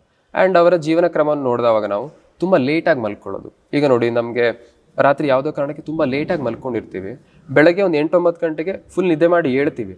ಬಟ್ ಆವತ್ತೇನಾಗುತ್ತೆ, ನಮಗೆ ಒಂದು ಫ್ರೆಶ್ ಫೀಲಿಂಗ್ ಇರೋದಿಲ್ಲ, ಇನ್ಕಂಪ್ಲೀಟ್ ಫೀಲಿಂಗ್ ಆಗುತ್ತೆ. ನಾವು ಯಾವಾಗ ಪ್ರಕೃತಿಗೆ ವಿರುದ್ಧವಾಗಿ ಹೋಗ್ತೇವೆ, ನಾವು ನಿಶಾಚರಿಗಳಲ್ಲ, ರಾತ್ರಿ ಮಲ್ಕೋಬೇಕು ಬೆಳಗ್ಗೆ ಹೇಳಬೇಕು, ಬಟ್ ರಾತ್ರಿ ಎಚ್ಚರ ಎದ್ದು ಬೆಳಗ್ಗೆ ಮಲ್ಕೊಂಡ್ರೆ ನಮ್ಮ ದೇಹದಲ್ಲಿ ಫಿಸಿಯೋಲಾಜಿಕಲಿ ಇಂಬ್ಯಾಲೆನ್ಸ್ ಕ್ರಿಯೇಟ್ ಆಗಿರುತ್ತೆ. ಸೊ ಅದನ್ನು ಸರಿ ಮಾಡಲಿಕ್ಕೆ ಸಿಂಪಲ್, ನಿಮ್ಗೇನೋ ಅನ್ಈಸಿ ಫೀಲಿಂಗ್ ಆಗ್ತಾ ಇದೆ, ರಾತ್ರಿ ಬೇಗ ಮಲ್ಕೊಂಡು ಬೆಳಗ್ಗೆ ಬೇಗ ಹೇಳಿ, ಸರಿ ಆಗತ್ತೆ. ಓಕೆ, ಆಹಾರ ಕ್ರಮ ಇರ್ಬೋದು. ನಾನು ತುಂಬ ಶುಗರ್ ತಿಂತಾ ಇದ್ದೀನಿ, ತುಂಬ ಟೀ ಕಾಫಿ ಕುಡಿತಾ ಇದ್ದೀನಿ, ಅದು ಕೂಡ ಮನಸ್ಸಿನ ಇಂಬ್ಯಾಲೆನ್ಸಿಗೆ ಕಾರಣವಾಗುತ್ತೆ. ನೋಡಿ, ನಾವು ತುಂಬ ಸಕ್ಕರೆ ತಿಂದಾಗ ಒಂದು ಸ್ವಲ್ಪ ತಲೆ ನಿದ್ದೆ ಬಂದಂಗೆ ಆಗುತ್ತೆ, ಅದು ಕಿಕ್ಕೆ. ಸೊ ಆಲ್ಕೋಹಾಲ್ ಇರ್ಬೋದು, ಸಕ್ಕರೆ, ಟೀ ಕಾಫಿ ಇರ್ಬೋದು, ಇದೆಲ್ಲ ನಮಗೆ ಅಡಿಕ್ಷನ್ ಮಾಡುವಂಥ ಪದಾರ್ಥಗಳು. ಸೊ ಇದನ್ನು ಕಡಿಮೆ ಮಾಡಿದರೆ ಆಟೋಮೆಟಿಕಲಿ ಒಂದು ವ್ಯಕ್ತಿಯ ಮನಸ್ಥಿತಿ ಉತ್ತಮವಾಗ್ತಾ ಬರುತ್ತೆ. ಇದೆಲ್ಲದೂ ಸರಿ ಮಾಡಿ ಆದ್ರೂ ವ್ಯಕ್ತಿ ಒಂದು ಖಿನ್ನತೆಯಿಂದ, ಒತ್ತಡದಿಂದ, ಉದ್ವೇಗದಿಂದ ಬಳಲ್ತಾ ಇದ್ದಾನೆ ಅಂದರೆ ಆ ಸಮಯದಲ್ಲಿ ನಾವು ಆಪ್ತ ಸಮಾಲೋಚನೆ ಮಾಡ್ಬೋದು, ಅಥವಾ ಬೇರೆ ಬೇರೆ ಸೈಕೋಥೆರಪಿ ಮೆಥಡ್ಗಳನ್ನು ಅಪ್ಲೈ ಮಾಡ್ಬೋದು. ಆ್ಯಂಡ್ ಯೋಗದಲ್ಲಿ ಅದಕ್ಕೆ ಸ್ಪೆಸಿಫಿಕ್ ಆಗಿರುವಂಥ ಪ್ರಾಣಾಯಾಮಗಳನ್ನು, ಆಸನಗಳನ್ನು, ಕ್ರಿಯೆಗಳನ್ನು ಅಭ್ಯಾಸ ಮಾಡಿಸ್ಬೋದು. ಆ್ಯಂಡ್ ಅದರ ಜೊತೆಗೆ ನನ್ನ ಮಿಸಸ್ ಡಾಕ್ಟರ್ ಕೀರ್ತಿ ಅವರು ಅಕ್ಯುಪಂಕ್ಚರಲ್ಲಿ ಬಹಳ ಉತ್ತಮವಾದ ಇಫೆಕ್ಟನ್ನು, ಟ್ರೈನಿಂಗನ್ನು ಮಾಡ್ಕೊಂಡಿದ್ದಾರೆ. ಅವರು ಅಕ್ಯುಪಂಕ್ಚರನ್ನು ಕೂಡ ಮಾನಸಿಕ ಸಮಸ್ಯೆಗೆ ಕೊಡ್ತಾರೆ. ಅದರಲ್ಲೂ ಮಾನಸಿಕ ಸಮಸ್ಯೆಗೆ ಅಂದ್ರೆ ಚಿಕಿತ್ಸೆ ಕೊಡೋ ವಿಧಾನ ಇದೆ, ಯಾವ ರೀತಿ ಅದನ್ನ ಕೊಡ್ತಾರೆ? ನೋಡಿ, ಈಗ ನಾವು ಆಯುರ್ವೇದದಲ್ಲಿ ನಾಡಿ ಅಂತ ಹೇಳ್ತೇವಲ್ವಾ, 72,000 ನಾಡಿ ಇದೆ ನಮ್ಮ ದೇಹದಲ್ಲಿ. ಅದೇ ಥರ ಅಕ್ಯುಪಂಕ್ಚರ್ ಅನ್ನೋದು ಇಂಡಿಯಾದಿಂದ ಹೋಗಿರೋದು ಚೈನಾಕ್ಕೆ ಅಂತ ಹೇಳ್ತಾರೆ, ಅದು ಗೊತ್ತಿಲ್ಲ, ಬಟ್ ಚೈನಾದಲ್ಲಿ ಡೆವಲಪ್ ಆಗಿರೋದು. ನಮ್ಮ ದೇಹದಲ್ಲಿ 12 ನಾಡಿ ಹಂತಗಳಿವೆ, 12 ಚಾನೆಲ್ಗಳಿವೆ. ಓಕೆ, 12+2. ಸೊ ಈ ನಾಡಿಗಳಲ್ಲಿ ಏರಿಳಿತ ಆದವಾಗ ನಮ್ಮ ಮನಸ್ಸಿಗೂ ಕೂಡ ಅದು ಎಫೆಕ್ಟ್ ಆಗುತ್ತೆ. ಸೊ ಈ ಏರಿಳಿತವನ್ನು ನಾವು ಸ್ಟಡಿ ಮಾಡಿಕೊಂಡು ಅದಕ್ಕೆ ಎಲ್ಲಿ ಬೇಕು ಅಲ್ಲಿ ಆ ನಾಡಿ ಚಕ್ರಗಳನ್ನು ಓಪನ್ ಮಾಡಿದರೆ ಮನಸ್ಸು ಕೂಡ ಒಂದು ಸ್ಥಿಮಿತಕ್ಕೆ ಬರುತ್ತೆ. ಸೊ ಹಾಗಾಗಿ ಅಕ್ಯುಪಂಕ್ಚರಲ್ಲೂ ಕೂಡ ಅದಕ್ಕೆ ಒಳ್ಳೆಯದಾದಂಥ ಚಿಕಿತ್ಸೆ ಇದೆ. ಸರ್, ವಿಶೇಷವಾಗಿ ಮಹಿಳೆಯರಿಗೆ 30 ವರ್ಷದ ನಂತರ ಕ್ಯಾಲ್ಸಿಯಂ ಅಂಶಗಳು ದೇಹದಲ್ಲಿ ಕಡಿಮೆ ಆಗುತ್ತವೆ, ಅಥವಾ ಗರ್ಭಾವಸ್ಥೆಯ ನಂತರ ಅವರ ದೇಹ ಕ್ಷೀಣಿಸ್ತಾ ಹೋಗ್ತದೆ, ಅಂದರೆ ಸುಸ್ತು ಜಾಸ್ತಿ ಆಗ್ತಾ ಇರ್ಬೋದು, ಅಥವಾ ಮೋನೋಪಾಸ್ ನಂತರ ಅವರಿಗೆ ತುಂಬ ಎಲುಬಿನ ಸವಕಳಿ ಬರ್ತಾ ಇರ್ಬೋದು. ಅದಕ್ಕೆಲ್ಲ ಯೋಗದ ಮೂಲಕ ಯಾವ ರೀತಿ ಚಿಕಿತ್ಸೆಯನ್ನು ತಾವು ನೀಡ್ತೀರಾ? ನೋಡಿ, ಬೋನ್ ಹೆಲ್ತ್ ಅಂತ ಬಂದಾವಾಗ ನೀವು ಹೇಳಿರೋ ಥರ ಮೆನೋಪಾಸ್ ನಂತರ ಕ್ಯಾಲ್ಶಿಯಂ ಟ್ಯಾಬ್ಲೆಟ್ ತುಂಬ ಜನ ತಗೊಳ್ತಾ ಇರ್ತಾರೆ. ಡಾಕ್ಟರ್ಸು ಕ್ಯಾಲ್ಶಿಯಂ ಟ್ಯಾಬ್ಲೆಟ್ಸ್ಗಳನ್ನ ಪ್ರಿಸ್ಕ್ರೈಬ್ ಮಾಡ್ತಾರೆ. ಸಹಜವಾಗಿ ಕ್ಯಾಲ್ಶಿಯಂ ಅಬ್ಸಾರ್ಪ್ಷನ್ ಕಡಿಮೆ ಆಗಿರುತ್ತೆ. ಓಕೆ, ಸೊ ಇದಕ್ಕೆ ಏನು, ನಮ್ಮ ಬೋನ್ ಹೆಲ್ತ್ಗೆ ನಂಬರ್ 1 ಸೂರ್ಯನ ಶಕ್ತಿ ಬೇಕು ನಮಗೆ. ವಿಟಮಿನ್ ಡಿ ನಾವು ಪ್ರತಿದಿನ ಕನಿಷ್ಠ ಒಂದು 20 ನಿಮಿಷನಾದರೂ ಸೂರ್ಯನ ಬೆಳಕಿಗೆ ಹೋಗಿ ತಗೊಳ್ಬೇಕು, ಇದು ನಂಬರ್ 1. ಇನ್ನೊಂದು, ನಾವು ಸ್ವಲ್ಪ ಒತ್ತಡ ಕೊಡುವಂತಹ ವ್ಯಾಯಾಮಗಳನ್ನು ಮಾಡಬೇಕು. ಅಂದರೆ ನಾವು ಯೋಗದಲ್ಲಿ ಸುಮ್ಮನೆ ಮಲ್ಕೊಂಡು, ಉಲ್ಟಾ ಮಲ್ಕೊಂಡು, ನೇರವಾಗಿ ಮಲ್ಕೊಂಡು, ಕೂತ್ಕೊಂಡು ಟ್ವಿಸ್ಟಿಂಗ್ ಮಾಡುವಂಥ ಅಭ್ಯಾಸಗಳು ಸಾಕಾಗೋದಿಲ್ಲ. ನಾವು ದಂಡಾಸನ, ಈ ಥರ ಸೂರ್ಯ ನಮಸ್ಕಾರದಲ್ಲಿ 2 ಕೈನ ಇಟ್ಟು ಮಾಡೋದು, ಅಥವಾ ನಿಂತ್ಕೊಂಡು ಮಾಡುವಂಥ ಒಂದೇ ಕಾಲ ಮೇಲೆ ಒತ್ತಡ ಹಾಕಿ ಮಾಡುವಂಥ ವೀರಭದ್ರಾಸನ ಸೀರೀಸ್ ಇರ್ಬೋದು. ಅಂದರೆ ನಮ್ಮ ಬೋನ್ ಮೇಲೆ ಸ್ವಲ್ಪ ಒತ್ತಡ ಬೀಳಬೇಕು. ಅಂದರೆ ಈಗ ಬೋನಲ್ಲಿ ಇರುವಂಥ ಪೊರೋಸಿಟಿ ಅಂದರೆ ರಂಧ್ರಗಳು ವಯಸ್ಸಾಗ್ತಾ ಜಾಸ್ತಿ ಆಗುತ್ತೆ. ಸೊ ಅದಕ್ಕೆ ನಮ್ಮ ಬೋನನ್ನು ನಾವು ಸ್ಟಿಮ್ಯುಲೇಟ್ ಮಾಡಬೇಕು, ಉತ್ತೇಜನ ಮಾಡಬೇಕು. ಏನಕ್ಕೆ? ಬೋನಿಗೆ ಅದರದ್ದೇ ಆದ ಜೀವಕೋಶಗಳನ್ನು ಮತ್ತೆ ಕ್ರಿಯೇಟ್ ಮಾಡಲಿಕ್ಕೆ. ಅದು ಯಾವಾಗ ಆಗ್ತದೆ? ಬೋನ್ ಮೇಲೆ ಸ್ವಲ್ಪ ಒತ್ತಡ ಬಿದ್ದಾವಾಗ. ಸೊ ಹಾಗಾಗಿ ನನ್ನ ಪ್ರಕಾರ 40 ವರ್ಷಕ್ಕಿಂತ ಮೇಲೆ ಮುಖ್ಯವಾಗಿ ಮಹಿಳೆಯರು ಸ್ವಲ್ಪ ಒತ್ತಡ ಬೀಳುವಂಥ ವ್ಯಾಯಾಮಗಳನ್ನು ಖಂಡಿತವಾಗಿ ಅಭ್ಯಾಸ ಮಾಡಲೇಬೇಕು. ಸುಮ್ಮನೆ ವಾಕಿಂಗ್ ಮಾಡಿದರೆ ಸಾಕಾಗೋದಿಲ್ಲ. ನೀವು ಟಿ ವಿ ನೋಡ್ತಾ ಇರ್ತೀರಾ, 2 ಬಾಟ್ಲಲ್ಲಿ ನೀರು ಹಾಕ್ಕೊಳ್ಳಿ, 1 ಲೀಟ್ರು ಅಥವಾ 2 ಲೀಟ್ರ್ ಆದರೆ ಬಹಳ ಒಳ್ಳೆಯದು. ಸುಮ್ಮನೆ ಕೈ ಹಿಂಗೆ ಮಾಡ್ತಾ ಬನ್ನಿ. ನಿಮ್ಮ ಮಸಲ್ಲಿಗೂ ಆ್ಯಕ್ಟಿವಿಟಿ ಆಯಿತು, ಬೋನಿಗೂ ಆ್ಯಕ್ಟಿವಿಟಿ ಆಯಿತು. ನೀವು ದೇವ್ರಿಗೆ ನಮಸ್ಕಾರ ಮಾಡ್ತೀರಾ, ನಮಸ್ಕಾರ ಮಾಡುವಾಗ 2 ಕಿವಿ ಇಟ್ಕೊಂಡು ಬಸ್ಕಿ ಹಿಡೀರಿ 20. ಆವಾಗ ನಮ್ಮ ಫುಲ್ ಬಾಡಿಗೆ ಎಕ್ಸಸೈಸ್ ಆಯಿತು. ಇಲ್ಲ ಸುಮ್ಮನೆ ಪುಷಪ್ಸ್ ಮಾಡಿ. ಪುಷಪ್ಸ್ ಮಾಡೋದು ಹೆಂಗಸ್ರಿಗೆ ಸ್ವಲ್ಪ ಕಷ್ಟ ಆಗ್ಬೋದು. ಮಂಡಿ ಕೆಳಗಿಟ್ಟು ಪುಷಪ್ಸ್ ಮಾಡಿ, ಆವಾಗ ಕೋರ್ ಸ್ಟ್ರೆಂಥನಿಂಗ್ ಆಯಿತು. ಸೊ ಹೀಗೆ ನಮ್ಮ ಮಸಲ್ಗಳಿಗೆ, ಬೋನ್ಗಳಿಗೆ ಸ್ವಲ್ಪ ಒತ್ತಡ ಬಿದ್ದಾವಾಗ ಅವು ಗಟ್ಟಿ ಆಗತ್ತೆ. ಓಕೆ. ಆ್ಯಂಡ್ ಅದೇ ಥರ ನಾವು ಸೇವಿಸುವಂಥ ಆಹಾರದಲ್ಲಿ ಖನಿಜಾಂಶಗಳು ಒಳ್ಳೆಯ ಪ್ರಮಾಣದಲ್ಲಿ ಇದ್ದರೆ ನಮ್ಮ ದೇಹ ಬೋನಿಂದ ತಗೊಳ್ಳೋದಿಲ್ಲ. ಖನಿಜಾಂಶಗಳು ಬಹಳ ಕಡಿಮೆ ಇದ್ದಾವಾಗ ಬೋನಿಂದ ರಕ್ತಕ್ಕೆ ಖನಿಜಾಂಶಗಳು ಹೋಗುತ್ತೆ. ಆದ್ದರಿಂದ ನಾವು ಸೇವಿಸುವಂಥ ಆಹಾರದಲ್ಲಿ ಎಲ್ಲ ರೀತಿಯ ಕಾಳುಗಳು, ಇಡಿದಾದ ಧಾನ್ಯಗಳು, ಅಂದರೆ ನಾವು ಒಳ್ಳೆ ಬಿಳಿಯಾದ ಮಲ್ಲಿಗೆಯಂಥ ಅಕ್ಕಿಯನ್ನು ಉಪಯೋಗಿಸ್ತೇವೆ. ಆ ಥರ ಅಲ್ಲ, ಅನ್ಪಾಲಿಶ್ಡ್ ರೈಸ್, ಪಾಲಿಷ್ ಮಾಡದೇ ಇರುವಂತಹ ಅಕ್ಕಿ ಆ್ಯಂಡ್ ಬೇರೆ ಬೇರೆ ಧಾನ್ಯಗಳು, ಸಿರಿಧಾನ್ಯಗಳು, ಕಾಳುಗಳು, ಮೊಳಕೆ ಬರಿಸಂಥ ಕಾಳುಗಳು, ಬೇಯಿಸಿದ್ರೂ ಪರವಾಗಿಲ್ಲ, ಎಲ್ಲ ಬೀಜಗಳು, ಈ ಥರದನ್ನು ಉಪಯೋಗಿಸ್ತಾ ಬಂದಾವಾಗ ನಮ್ಮ ಬೋನ್ ಹೆಲ್ತ್ ಖಂಡಿತವಾಗಿ ಉತ್ತಮವಾಗ್ತಾ ಇರುತ್ತೆ. ಆ್ಯಂಡ್ ಇನ್ನೊಂದು, ನಾವು ಬೋನ್ ಹೆಲ್ತಿಗೋಸ್ಕರ ಹಾಲನ್ನು ಹೆಚ್ಚಾಗಿ ಸೇವಿಸ್ತೇವೆ. ಇದು ತಪ್ಪಾದ ನಂಬಿಕೆ. ಯಾಕೆಂದರೆ ಹಾಲಲ್ಲಿ ಇರೋದಕ್ಕಿಂತ ಜಾಸ್ತಿ ಕ್ಯಾಲ್ಶಿಯಂ ನಾವು ಸೇವಿಸುವಂತಹ ರಾಗಿ, ಎಳ್ಳು ಇದರಲ್ಲಿದೆ.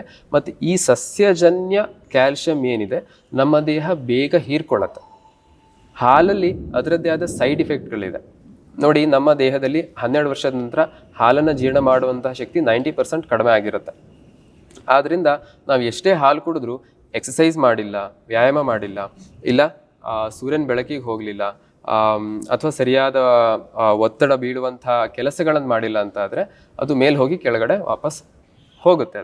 ಅದಕ್ಕಿಂತ ಮುಖ್ಯವಾಗಿ ನಾವು ಯಾವಾಗ ಸಸ್ಯಜನ್ಯ ಕ್ಯಾಲ್ಶಿಯಮನ್ನು ತಗೊಳ್ತೇವೆ ಆವಾಗ ನಮ್ಮ ದೇಹದಲ್ಲಿ ಕ್ಯಾಲ್ಶಿಯಂ ಪ್ರಮಾಣ ಉತ್ತಮವಾಗ್ತಾ ಹೋಗುತ್ತೆ, ಬೋನ್ ಹೆಲ್ತ್ ಉತ್ತಮವಾಗುತ್ತೆ.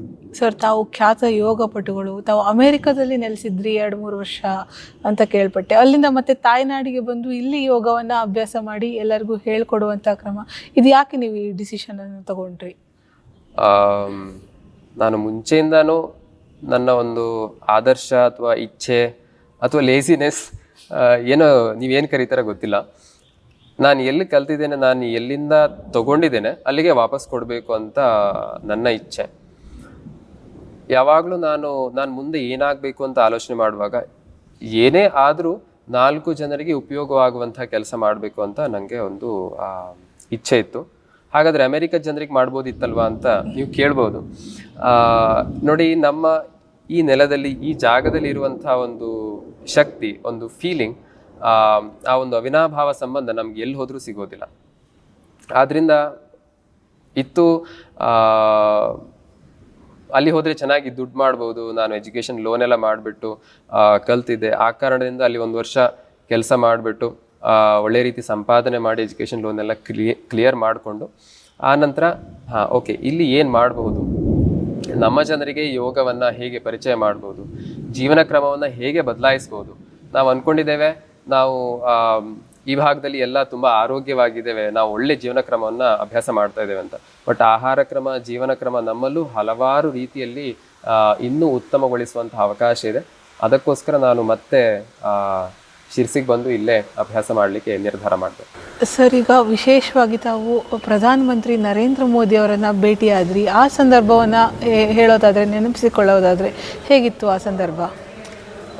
ನಮ್ಮ ಶ್ರೀಯುತ ನರೇಂದ್ರ ಮೋದಿಜಿಯವರು, ನಮ್ಮ ನೆಚ್ಚಿನ ಪ್ರಧಾನಿಯವರು, ಅವರನ್ನು ಭೇಟಿಯಾಗಿರೋದು ಬಹಳ ರೋಮಾಂಚನ ಕೊಡುವಂತಹ ಒಂದು ಘಟನೆ ಅಂತ ಹೇಳ್ಬೋದು.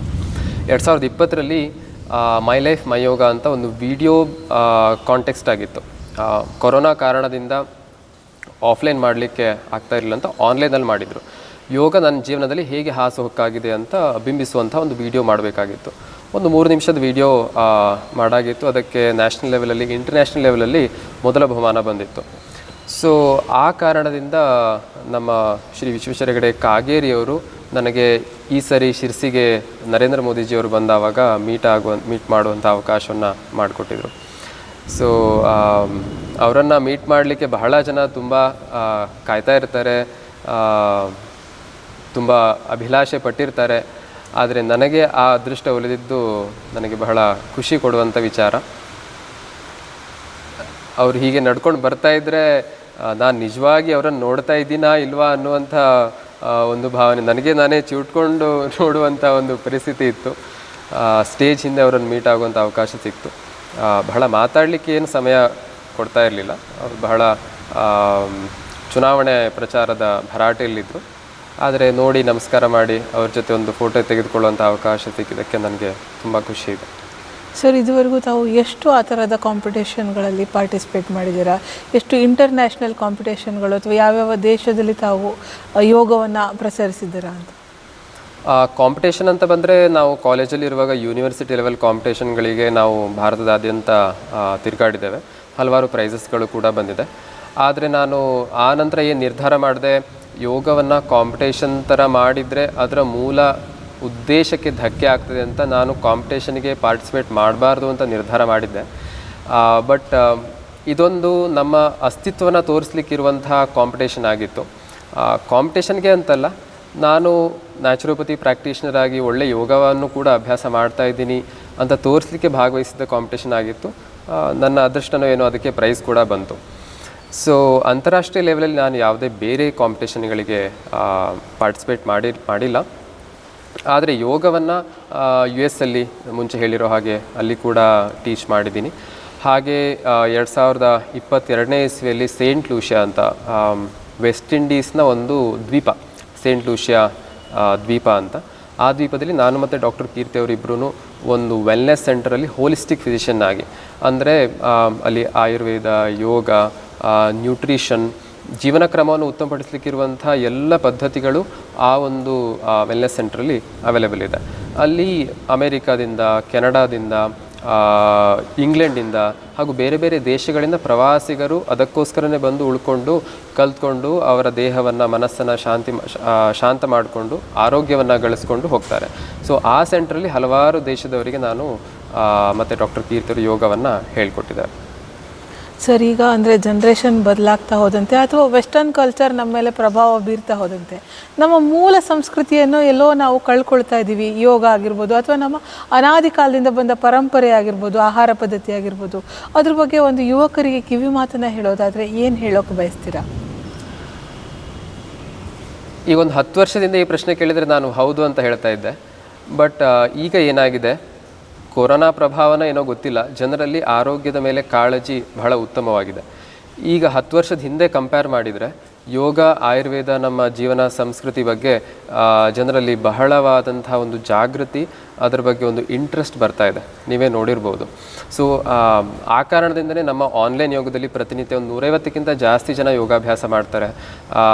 ಹಾಗೂ ನ್ಯಾಚುರೋಪತಿ, ಆಯುರ್ವೇದ, ಯೋಗ ಈ ಥರ ಮೆಡಿಕೇಷನ್ಗಳಿಗೆ, ಈ ಥರ ಪದ್ಧತಿಗಳಿಗೆ ಜನರು ಟರ್ನ್ ಆಗ್ತಾ ಇದ್ದಾರೆ.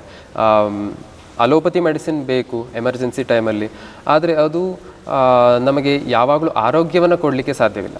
ನಾವು ರೋಗಿಷ್ಠರಾದವಾಗ ಮಾತ್ರ ಅದು ಉತ್ತಮವಾಗಿ ಕೆಲಸ ಮಾಡ್ತದೆ. ಸೈಡ್ ಎಫೆಕ್ಟ್ಗಳಂತೂ ಇದೇ ಇರುತ್ತೆ. ಆದರೆ ನಮ್ಮ ಆಯುರ್ವೇದ, ಯೋಗ ಮತ್ತು ನ್ಯಾಚುರೋಪತಿ ಜೀವನ ಕ್ರಮ ಏನಿದೆ ಅದು ನಮ್ಮನ್ನು ರೋಗ ಬರದೇ ಇರೋ ಥರ ತಡೀತದೆ.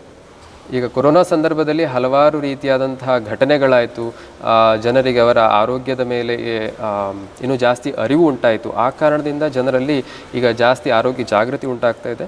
ಯೋಗ, ಆಯುರ್ವೇದವನ್ನು ಜನರು ಮತ್ತೆ ತುಂಬ ಮನಸ್ಸಿನಿಂದ ಸ್ವೀಕಾರ ಮಾಡ್ತಾ ಇದ್ದಾರೆ. ಸೊ ಅದೊಂದು ಖುಷಿಯಾದ ವಿಚಾರ. ಯುವಕರಿಗೆ ನಾನು ಏನು ಹೇಳಬೇಕಂದ್ರೆ, ಆರೋಗ್ಯ ಅನ್ನೋದು 50 ವರ್ಷದ ಮೇಲೆ ಆಲೋಚನೆ ಮಾಡುವಂಥ ಒಂದು ಸಂಗತಿಯಲ್ಲ. ನಾವು ಹುಟ್ಟಿದಾಗಿಂದ ಏನು ಮಾಡ್ತೇವೆ ಅದು ನಮ್ಮ ಆರೋಗ್ಯದ ಮೇಲೆ ಲಾಂಗ್ ಟರ್ಮಲ್ಲಿ ಪರಿಣಾಮ ಬೀರ್ತದೆ. ಈಗ ನಮ್ಮ ತಂದೆ ತಾಯಿಗಳಿಗೆ ಶುಗರ್ ಇದೆ, ಬಿ ಪಿ ಇದೆ ಅಂತ ಆದರೆ ಅವರಿಗೆ 50 ವರ್ಷಕ್ಕೆ ಶುಗರ್ ಬಿ ಪಿ ಬಂದಿದ್ದರೆ ನಮಗೆ 40 ವರ್ಷಕ್ಕೆ ಬರುತ್ತೆ. ಅದು ಸಾಮಾನ್ಯವಾದ ಟ್ರೆಂಡ್. ಸೊ ಅದನ್ನು ನಾವು ರಿವರ್ಸ್ ಮಾಡಬೇಕು ಅಂತಾದರೆ ನಮ್ಮ ಆರೋಗ್ಯದ ಮೇಲೆ ನಾವು ಜಾಸ್ತಿ ಗಮನವನ್ನು ಕೊಡಬೇಕು. ಎಷ್ಟೊತ್ತಿಗೆ ಊಟ ಮಾಡಬೇಕು, ಎಷ್ಟೊತ್ತಿಗೆ ಊಟ ಮಾಡಬಾರ್ದು, ಯಾವ ರೀತಿ ಆಹಾರ ಸೇವಿಸಬೇಕು, ಯಾವ ರೀತಿ ಮನಸ್ಸನ್ನು ಶಾಂತವಾಗಿ ಇಟ್ಕೊಳ್ಬೇಕು. ಆ್ಯಂಡ್ ಇದೆಲ್ಲದರ ಜೊತೆಗೆ ನೋಡಿ, ನಮ್ಮ ಭಾರತೀಯ ಸಂಸ್ಕೃತಿ ಯಾವುದಕ್ಕೆ ಬಹಳ ಪ್ರಾಮುಖ್ಯತೆಯನ್ನು ಕೊಡುತ್ತೆ ಅಂದರೆ, ಅವನು ಯಾವುದೇ ರೀತಿ ಕೆಲಸ ಮಾಡಿರಲಿ ಅದರಲ್ಲಿ ಒಂದು ಆಧ್ಯಾತ್ಮಿಕತೆಯನ್ನು ತಳುಕಿ ಹಾಕಿಕೊಂಡು ಮಾಡಿದವಾಗ ಅವನು ಮಾಡುವಂಥ ಕೆಲಸ ಅವನಿಗೆ ಒತ್ತಡ ಅಂತ ಕೊಡೋದಿಲ್ಲ ಅಲ್ವಾ. ಈಗ ಒಂದು 100-200 ವರ್ಷಗಳ ಹಿಂದೆ ನೋಡಿದರೆ ಎಲ್ಲ ಕೆಲಸ ಮಾಡುವವರು ಅವರವರ ರೀತಿಯಲ್ಲಿ ಅವರವರ ಕೆಲಸವನ್ನು ಒಂದು ಕರ್ಮಯೋಗ ಥರ ಮಾಡ್ತಾಯಿದ್ರು ಅಲ್ವಾ. ಕೆಲಸಕ್ಕೆ ಇಂತಿಷ್ಟು ಸಂಬಳಕ್ಕೆ ಕೆಲಸ, ಈ ಥರ ಪದ್ಧತಿ ಬಹಳ ಕಡಿಮೆ ಇತ್ತು ಅಂತ ಹೇಳ್ಬೋದು. ಎಲ್ಲದರಲ್ಲೂ ಒಂದು ಗೌರವಧನ ಅಥವಾ ಮನಸ್ಸಿಗೆ ಖುಷಿಗೋಸ್ಕರ ಮಾಡುವಂಥ ಒಂದು ಪದ್ಧತಿ ಇತ್ತು. ಬಟ್ ಈಗ ನಾವೇನು ಮಾಡ್ತಾ ಇದ್ದೇವೆ, ನಾನು ನನ್ನ 9 to 5 9 to 5 ನನ್ನ ಎಲ್ಲ ಏನು ಇಷ್ಟ ಇಲ್ಲ ಅದೆಲ್ಲವನ್ನೂ ಕೂಡ ಸಹಿಸಿಕೊಂಡು ಏನೋ ಒಂದು ಕೆಲಸ ಮಾಡಿ ಒಂದಷ್ಟು ದುಡ್ಡನ್ನು ಸಂಪಾದನೆ ಮಾಡಿ ಅದನ್ನು ವೀಕೆಂಡಲ್ಲಿ ಶನಿವಾರ ಭಾನುವಾರ ಎಂಜಾಯ್ ಮಾಡಲಿಕ್ಕೆ ಅಂತ ಉಪಯೋಗಿಸ್ತಾ ಇದ್ದಾನೆ ಅಲ್ವಾ. ಅಂದರೆ ನಾನು 9 to 5 ವೀಕ್ ಡೇಸ್, ವಾರದಲ್ಲಿ ಬಹಳಷ್ಟು ದಿನ, ಆ್ಯಂಡ್ ನನ್ನ ಮುಖ್ಯವಾದ ಆಯುಷ್ಯವನ್ನು ನನಗೆ ಇಷ್ಟ ಇದ್ದಿರೋ ಸಂಗತಿಯನ್ನು ಮಾಡಲಿಕ್ಕೆ ಕಳೀತಾ ಇದ್ದೇನೆ. ಆ್ಯಂಡ್ ಅದರಲ್ಲಿ ಉಂಟಾದ ಸಂಪಾದನೆಯಿಂದ ಖುಷಿಯನ್ನು ಸಂಪಾದನೆ ಮಾಡಲಿಕ್ಕೆ, ಖುಷಿಯನ್ನು ಪಡಲಿಕ್ಕೆ ನಾನು ಪ್ರಯತ್ನ ಪಡ್ತಾ ಇದ್ದೇನೆ. ಆಡು ಭಾಷೆಯಲ್ಲಿ ಹೇಳಬೇಕು ಅಂದರೆ ಕತ್ತೆ ದುಡಿದಂಗೆ ದುಡಿತೇನೆ, ಅದಾದಮೇಲೆ ಎಂಜಾಯ್ ಮಾಡ್ತೇನೆ. ವರ್ಕ್ ಹಾರ್ಡ್ ಪ್ಲೇ ಹಾರ್ಡ್ ಅಂತ ಇಂಗ್ಲೀಷಲ್ಲಿ ಹೇಳ್ತೇವೆ. ಸೊ ಈ ಥರ ಮನಸ್ಥಿತಿಯನ್ನು ಬಿಟ್ಟು, ಒಂದು ನೀವೇನು ಮಾಡ್ತಾ ಇದ್ದೀರಾ ಅದನ್ನು ಖುಷಿಪಟ್ಟು ಮಾಡಿ, ಇನ್ನೊಂದು ನಿಮಗೆ ಸಾಧ್ಯವಿದೆ ಅಂತ ಆದರೆ ನಿಮಗೆ ಏನು ಖುಷಿ ಕೊಡುತ್ತೆ ಅದನ್ನು ಜಾಸ್ತಿ ಮಾಡಿ. ಇದು ನಮ್ಮ ಆಹಾರ ಪದ್ಧತಿ, ನಮ್ಮ ವ್ಯಾಯಾಮ, ನಮ್ಮ ದಿನನಿತ್ಯ ಜೀವನ ಕ್ರಮಕ್ಕಿಂತ ಮೇಲೆ ಬರುವಂಥ ಒಂದು ಸಂಗತಿ ಅಂತ ಹೇಳ್ಬೋದು ನಮ್ಮ ಆರೋಗ್ಯ ಮತ್ತು ಆಯುಷ್ಯದ ವಿಷಯದಲ್ಲಿ. ಸೊ ನಾನು ಖುಷಿಯಾಗಿರೋದನ್ನು ಮಾಡುವಾಗ ಅಥವಾ ನಾನು ಮಾಡೋದನ್ನು ಖುಷಿಪಟ್ಟು ಮಾಡಿದವಾಗ ಸಹಜವಾಗಿ ನನ್ನ ಮನಸ್ಸು ಶಾಂತವಾಗಿರುತ್ತೆ. ಎಲ್ಲ ರೋಗಗಳ ಮೂಲ ಕಾರಣ ನಮ್ಮ ಮನಸ್ಸು. ಸೊ ಹಾಗಾಗಿ ಮನಸ್ಸು ಶಾಂತವಾಗಿರುವಾಗ ದೇಹ ಆಟೋಮೆಟಿಕಲಿ ಆರೋಗ್ಯವಾಗಿಯೇ ಇರುತ್ತೆ. ಸೊ ಇದು ಮೊದಲ ಟಿಪ್ ಅಂತ ಹೇಳ್ಬೋದು. ಇನ್ನು ಆರೋಗ್ಯಕ್ಕೆ ಸಂಬಂಧಪಟ್ಟು ಆಹಾರ, ವ್ಯಾಯಾಮ, ನಿದ್ದೆ, ಇದು 3 ಬಹಳ ಪ್ರಮುಖವಾದ ಸಂಗತಿ. ಇದನ್ನು ಖಂಡಿತವಾಗಿ ಸರಿಯಾದ ರೀತಿಯಲ್ಲಿ ಫಾಲೋ ಮಾಡಬೇಕು. ಸರ್, ಈಗ ನೀವು ಆನ್ಲೈನ್ ಕ್ಲಾಸ್ಗಳನ್ನು ನಡೆಸ್ತಿದ್ದೀರಾ ಅಂತ ಹೇಳಿದ್ರಿ. ನಿಮ್ಮ ಆನ್ಲೈನ್ ಕ್ಲಾಸ್ಗಳಿಗೆ ಜಾಯಿನ್ ಆಗೋದು ಹೇಗೆ, ಅಥವಾ ನೇರವಾಗಿ ನಿಮ್ಮನ್ನು ಭೇಟಿಯಾಗಿ ಚಿಕಿತ್ಸೆ ಪಡೆದುಕೊಳ್ಳೋದಾದರೆ ನಮ್ಮ ವೀಕ್ಷಕರಿಗೆ ಏನು ಹೇಳ್ತೀರಾ? ಎಲ್ಲಿಗೆ ನಿಮಗೆ ಬಂದು ಮೀಟ್ ಆಗಬೇಕು, ಯಾವ ಥರ ನಿಮ್ಮ ಒಂದು ಆನ್ಲೈನ್ ಕ್ಲಾಸಿಗೆ ಜಾಯಿನ್ ಆಗಬೇಕು?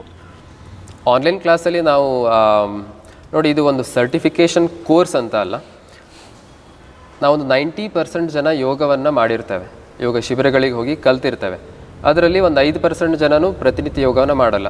ಯಾಕೆ? ಆ ಒಂದು ಮೋಟಿವೇಶನ್ ಇರಲ್ಲ.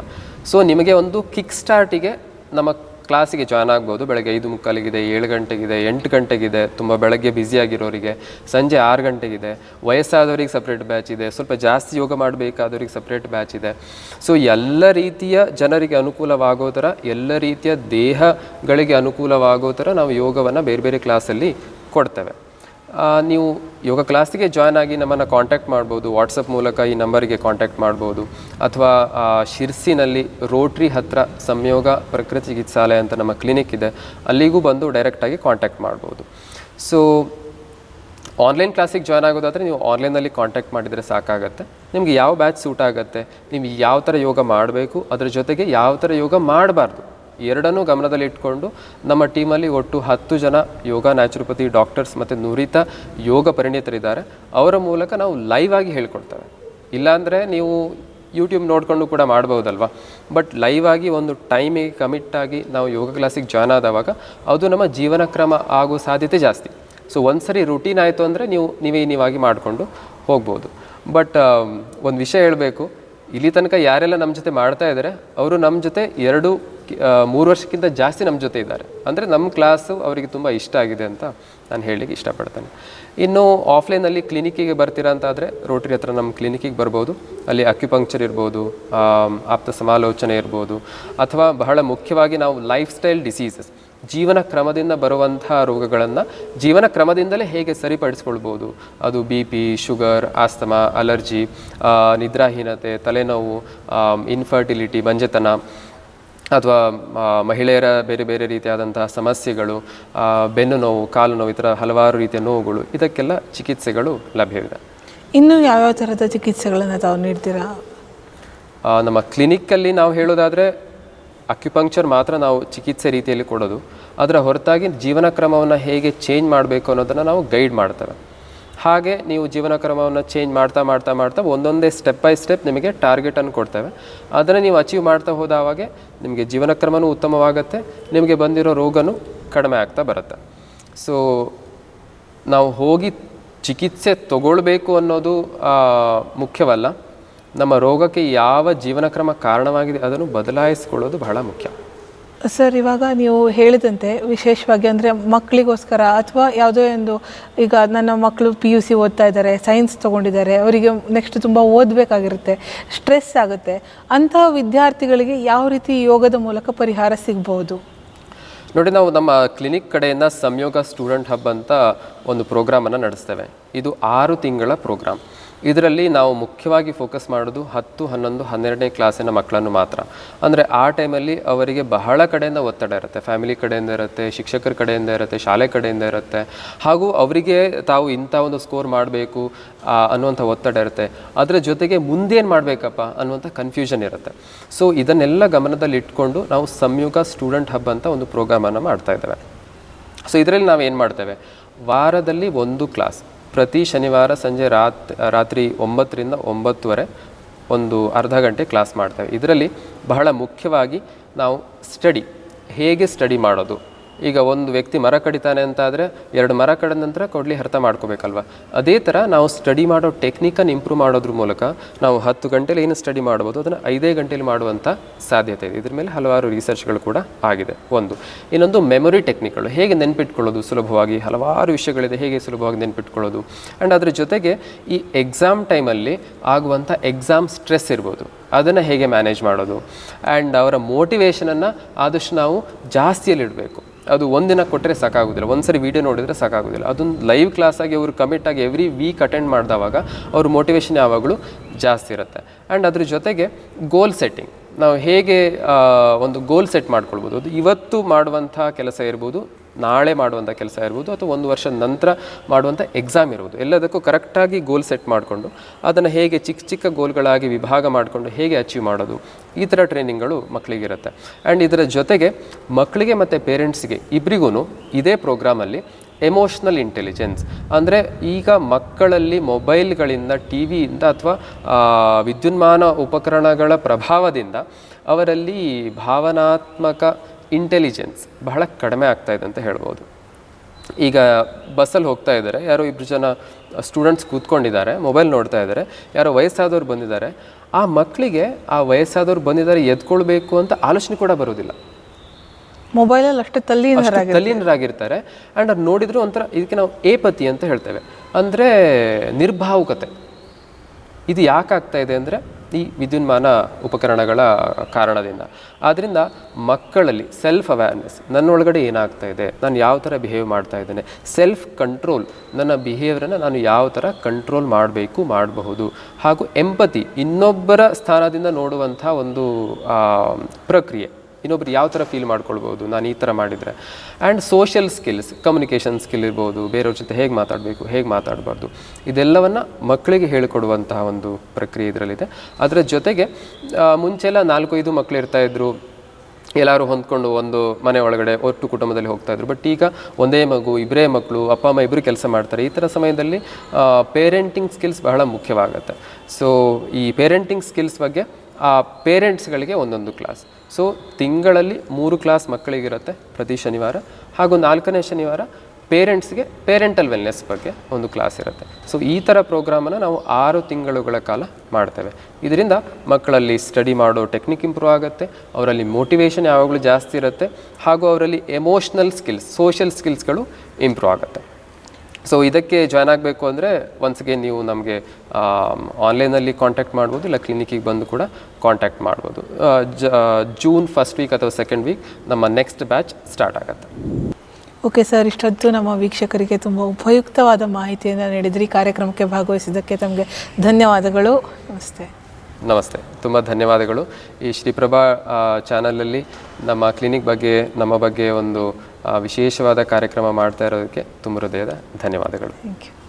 ನೋಡಿದ್ರಲ್ಲ ವೀಕ್ಷಕರೇ, ಯೋಗ ಎನ್ನುವುದು ನಮ್ಮ ಪ್ರತಿನಿತ್ಯ ಜೀವನದಲ್ಲಿ ಎಷ್ಟು ಪ್ರಾಮುಖ್ಯತೆಯನ್ನು ಹೊಂದಿದೆ ಎನ್ನುವುದನ್ನು ಡಾಕ್ಟರ್ ಅಶ್ವಥ್ ಹೆಗಡೆ ಅವರು ನಮಗೆ ಸಂಪೂರ್ಣವಾಗಿ ತಿಳಿಸಿಕೊಟ್ಟಿದ್ದಾರೆ.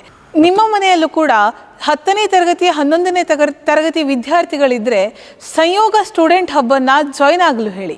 ಇದೇ ರೀತಿಯ ಸಂಪೂರ್ಣ ವಿವರಗಳಿಗಾಗಿ ನಾವು ಶ್ರೀಪ್ರಭಾ ಮೀಡಿಯಾದ ವತಿಯಿಂದ ಸಂಪೂರ್ಣ ಯೋಗವನ್ನು ಮತ್ತು ಅದರ ಉಪಯೋಗಗಳನ್ನು ಸರಣಿ ಸಂಚಿಕೆಗಳ ಮೂಲಕ ನಿಮ್ಮ ಮುಂದೆ ಪ್ರಸ್ತುತಪಡಿಸಲಿದ್ದೇವೆ.